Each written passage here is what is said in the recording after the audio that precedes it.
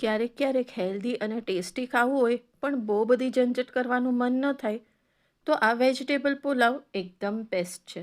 તો ચલો બનાવવાનું શરૂ કરીએ. તો એક કુકર લઈ લીધું છે, એની અંદર 2 ચમચા તેલ અને 1 ચમચો ભરીને દેશી ઘી નાખી દીધું છે અને થોડાક ગરમ મસાલા નાખી દીધા છે. તો તજ, લવિંગ, એલચી અને કાળા મરી નાખી દીધા છે અને અહીંયા બધા વેજીટેબલ્સને કટ કરીને બી મૂકી દીધા છે.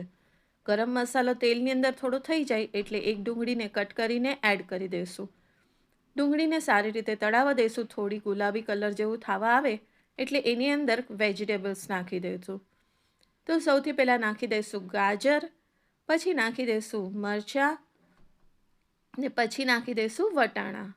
તો બધું બટેટા વટાણા બધું મળીને એક વાટકો ભરીને મેં શાકભાજી એડ કર્યું છે.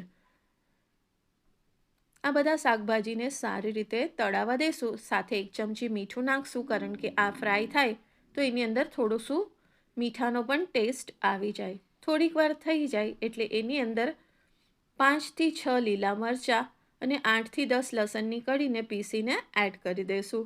પછી નાખી દઈશું અડધી ચમચી હળદર, 1 ચમચો ધાણા જીરું, 1 ચમચો મીઠું અને 1 ટમેટુંને કટ કરીને બી એડ કરી દઈશું. આ બધાને સારી રીતે મિક્સ કરી દઈશું ને મસાલો તળાય ત્યાર સુધી થોડીક વાર માટે થવા દઈશું. જેટલું તળાવવા દઈશું એટલું વધારે ટેસ્ટી થશે.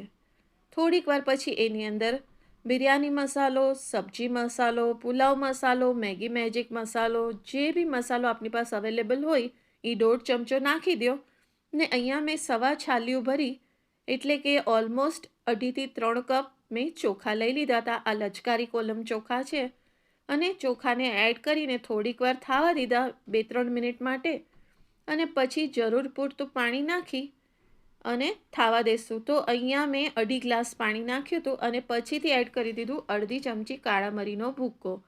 તો કાળા મરી નાખવાથી આનો ટેસ્ટ અને ફ્રેગ્રન્સ એન્હેન્સ થશે. અને પછી લાસ્ટમાં નાખી દીધું ધાણા અને કુકરને બંધ કરી દીધું. કુકરને 2 સીટી વગાડી લીધી અને થોડીક વાર માટે એમ જ રહેવા દીધું. અને પછી તમે જોઈ શકો છો એકદમ ટેસ્ટી એવો પુલાવ ફટાફટ રેડી થઈ ગયો ને જેટલો દેખાવમાં સુંદર લાગે છે એટલો ખાવામાં પણ ટેસ્ટી હતો. ને અગર આવી રીતે સર્વ કરશો તો ખાવાની ઓર મજા આવી જશે. રેસિપી પસંદ આવતી હોય તો લાઈક અને શેર કરજો.